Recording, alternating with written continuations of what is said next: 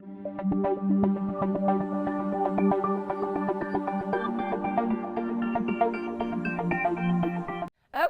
welcome back to Module 1.5.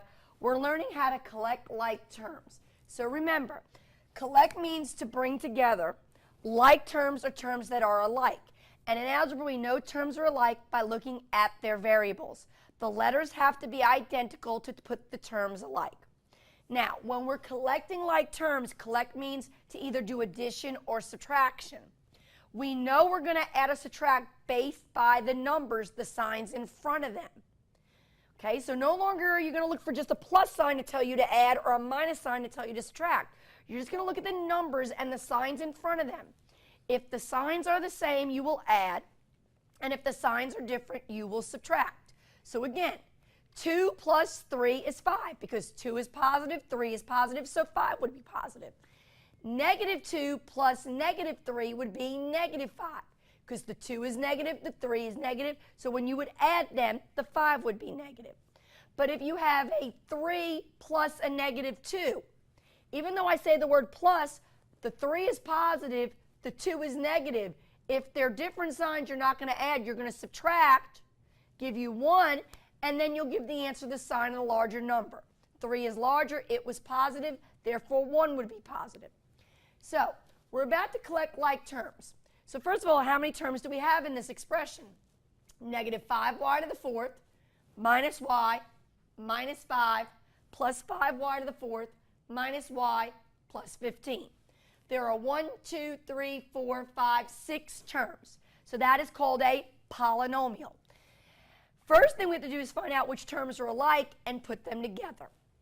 When we do this, the best idea I can give you is to do it in the correct descending order. So find the term with the largest exponent first. So if we look, the largest exponent is our 4. So we have a negative 5y to the fourth. Do we have any other terms that have a y to the fourth? Yes. Over here, we have a positive 5y to the fourth. So these terms are alike because they both have a y to the fourth. Now, to put them together, we have to decide, do we add or subtract? It depends on what sign are in the numbers in front. This 5 is negative. This 5 is positive. If the signs are different, you subtract. So think about it. If I lose 5 and then I get 5, I'm evened out. Or if I have 5 and then I take away 5, I'm evened out.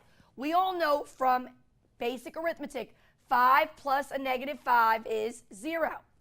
So we are going to take these terms and put them together by subtraction because the signs are different. And a minus 5 and a positive 5 would make a 0. So I have 0y to the fourth. After y to the fourth should come y cubed. Do I have any y cubes? No, I do not. After y cubed should come y squared. Do I have any y squareds? No, I do not. After y squared, it should come y to the first. I have that. Remember, if I write a variable and I do not have an exponent on it, it's understood to be a 1. So I have a negative y to the first and a negative y to the first. These are like terms. They have the same exact variable. What are their coefficients? The number in front here is negative 1, and the coefficient in front here is a negative 1. Now here comes the mistake. Most people think these are going to cancel out and make a 0. But they can't, guys. They're not opposite of each other.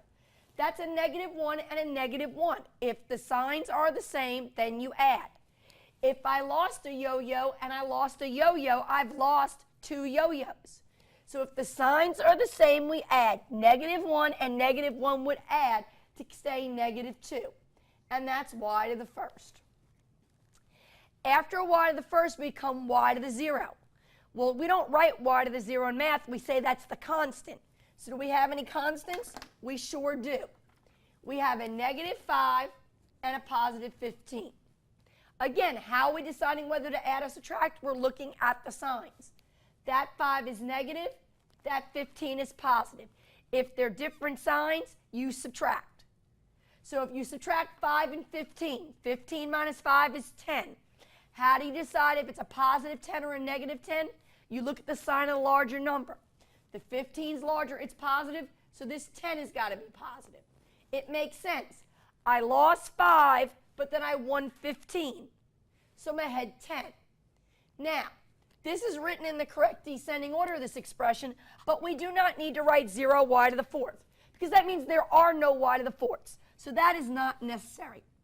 We also do not need to write an exponent of 1. You will never see written in algebra an exponent of 1.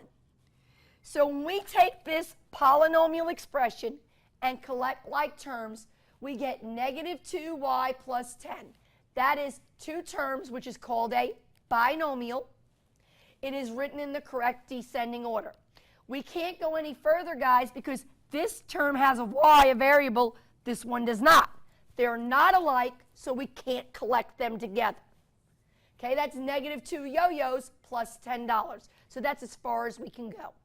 So the moral of the story is collect means to add and subtract, and you can only put together by addition and subtraction terms that are alike. Catch you in the next video.